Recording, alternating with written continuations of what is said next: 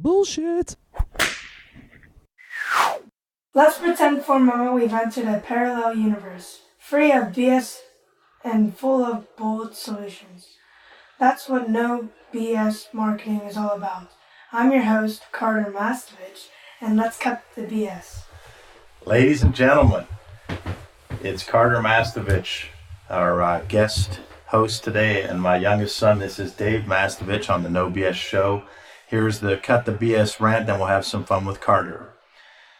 So you guys hear me sometimes do the hit the bullseye, and I often talk about Geico's gecko or the Aflac duck. The reason I do is because each was created through a combination of market intel, instincts, and ingenuity. Both helped build brands and became part of pop culture. In 1999, the Screen Actors Guild strike prevented the use of live actors in commercials. Geico worked around the problem by creating the gecko. The original commercial was voiced by Kelsey Grammer, and the commercials now feature Jake Wood as the gecko, who speaks with a British Cockney accent. Why? Because it would be unexpected and gives the gecko a world-class feel, according to Geico's ad agency.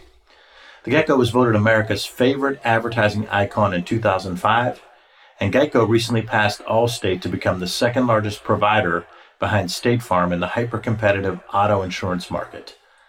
Advertising is particularly important to Geico because it sells directly over the internet rather than through a network of agents. Now, the other story is that despite decades of advertising, the name recognition of American Family Life Assurance Company was still under 10%. The company was unable to stand out from the crowd of competitors with names that began with American, so they decided to use the acronym Aflac. Their advertising agency created and tested two commercials, one featuring Ray Romano of Everybody Loves Raymond, a top-rated sitcom at the time, scored an 18. That means 18% of the people polled recalled the company's name after watching it. Since the industry average was a 12, Aflac had a safe option in the Ray Romano commercial. The second concept consisted of a duck voiced by Gilbert Gottfried quacking the company's name. While it seemed no one at the company got it, the commercial scored an eye-opening 27 when tested. Aflac took a chance on the duck ad and decided to run it for 2 weeks, beginning New Year's Day 2000. In the first year, sales were up 29% and doubled in 3 years. Name recognition hit an astounding 67. Carter, which one do you like better, Geico's gecko or the Aflac duck? Aflac. Why? Because I like their commercials. The duck's pretty funny, I guess. Well, the marketing tips that I like to give people from Geico's gecko and the Aflac duck are, they start with number one, focus on solutions. Both were created to solve a specific challenge, and their solutions succeeded way beyond that initial reason for doing it. One was to overcome a strike that meant the actors couldn't be there, and the other was they didn't have any name recognition using that old name, American Family, blah, blah, blah. Number two, simplify your message. A gecko talking about savings, a duck quacking. Keep it systematically simple is what we say at Mass Solutions. Number three is make it memorable. They used Kelsey Grammer, Jake Wood, Gilbert Gottfried, the voice of the duck, right? You like that? You can't nod, it's a podcast. Pretty funny, I guess. Animations of the gecko and duck, recognizable voices, memorable imagery. Number four, commit to your big idea. Geico sells directly over the internet and needs creative advertising to reach and influence their target audiences. Aflac knew the acronym was more memorable than the longer name.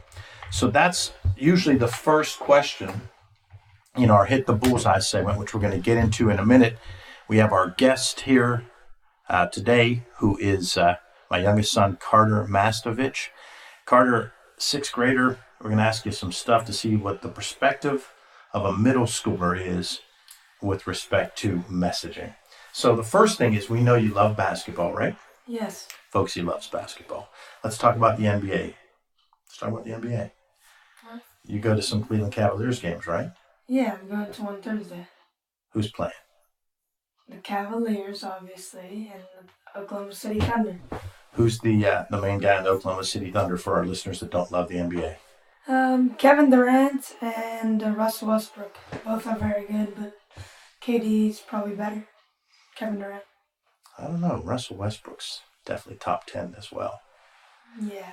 So you're going to get to see 3 of the top 10 players in the NBA. Your dad's pretty cool. I guess so. All right, so let's talk a little bit about messaging.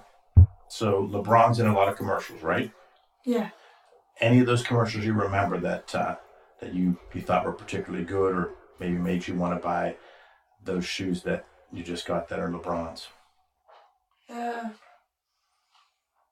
Not that I remember, except for that like one movie commercial that he was in. Whatever movie that was. Okay, the movie is just out, Yeah. where he's playing the friend. Okay, all right. So you like the LeBron shoes. You always ask for LeBron shoes. Okay, so when we get into hit the bullseye, I'm gonna call you out on the carpet about some basketball stuff. I'll make you pick between a couple guys. Okay. Okay. All right. Okay. So what else do you want to tell us about basketball?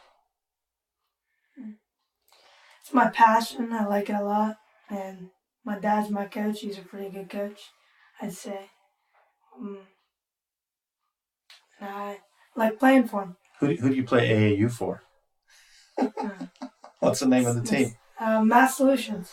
Yeah, Math Solutions AAU. Strong program. Carter has done a nice job. They have a really strong group of kids that play on that team, and they make a big difference. It's a blast to coach them because they actually listen. So let's go to some of the hit the bullseye. So with the hit the bullseye, Carters, what I do to our guests is I ask them to choose between two messaging classics. They have to do it real quick and hit the bullseye. You ready? Ready to play? Sure. All right. Doritos for the bold, or Lay's, bet you can't eat just Lay's. one. Whoa, that was quick. Real quick. Okay. So Hotels.com's Captain Obvious, or Priceline's William Shatner? Captain Obvious. Captain Obvious. Pretty obvious. Oh, look at this guy. Okay. The Old Spice guy, or the most interesting man in the world? The most interesting man in the world. Okay. LeBron James or Steph Curry? LeBron James, because he can take over the game with his athleticism. He's Okay. way better. Steph's a shooter. Oh, I don't know about that. He does a whole lot more than shooting. But, okay, so Xbox or PlayStation? Xbox. Okay. Spider-Man or Batman? You could say neither. Neither. Progressive's Flow or Jake from State Farm? Progressive's Flow. Now, I have to tell that little story.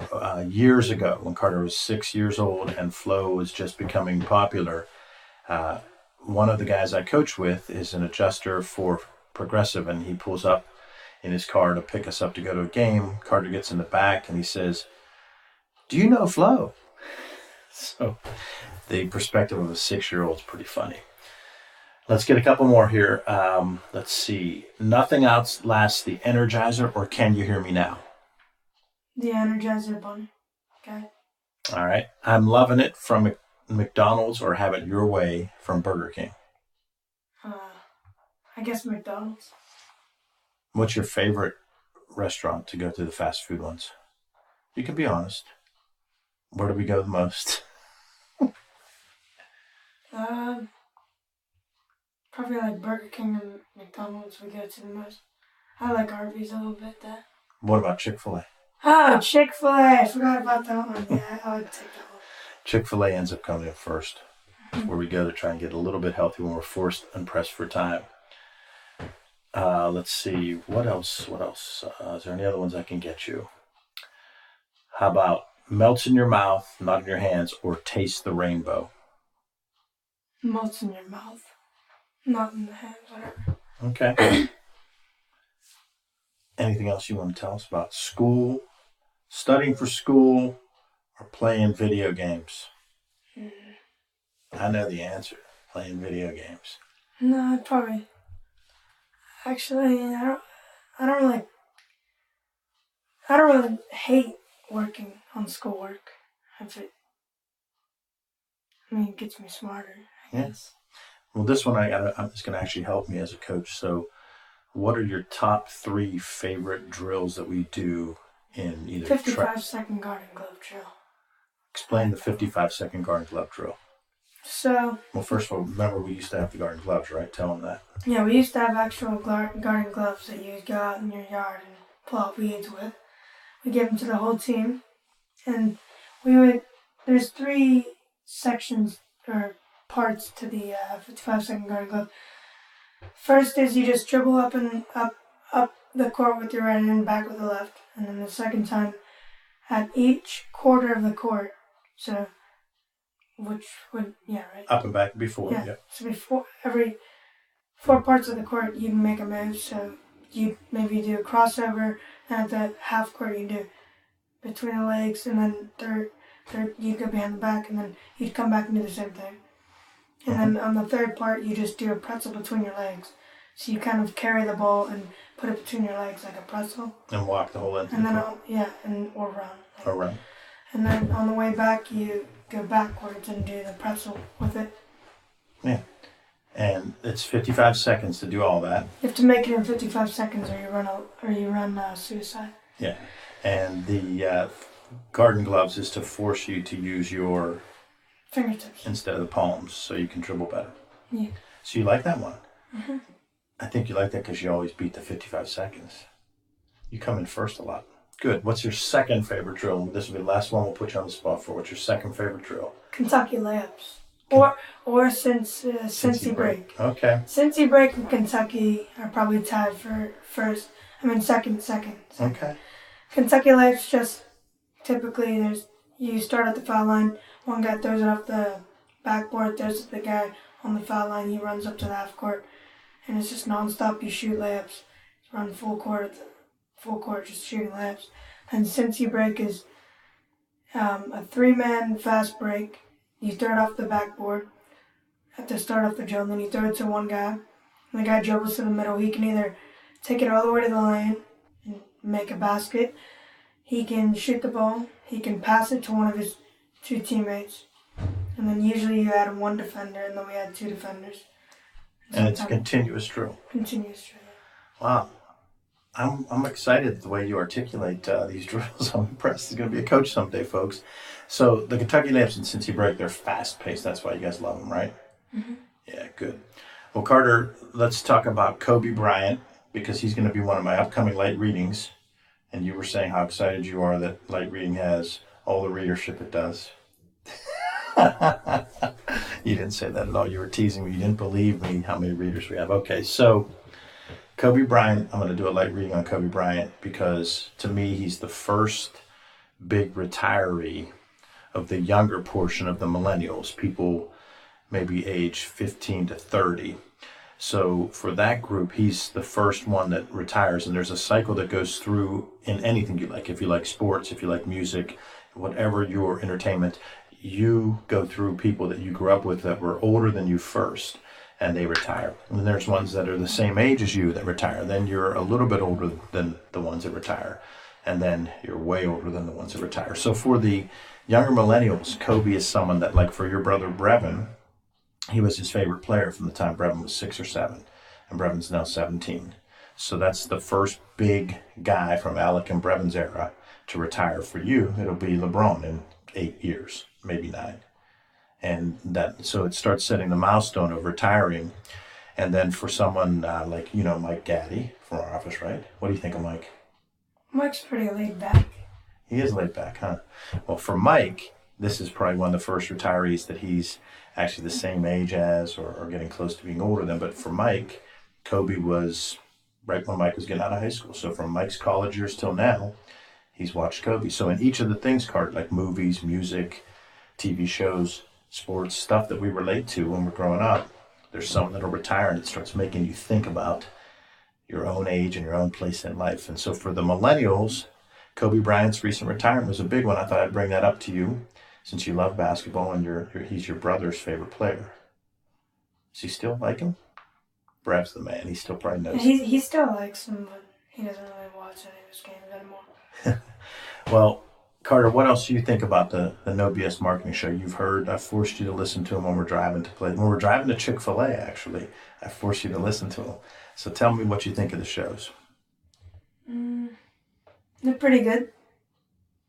I like listening to them sometimes. Well, you said you like to hit the bullseye. That's why I figured. Yeah, I like that one the most because what's the word for it? It's engaging, I guess. Yeah, pulls you in. Mm-hmm.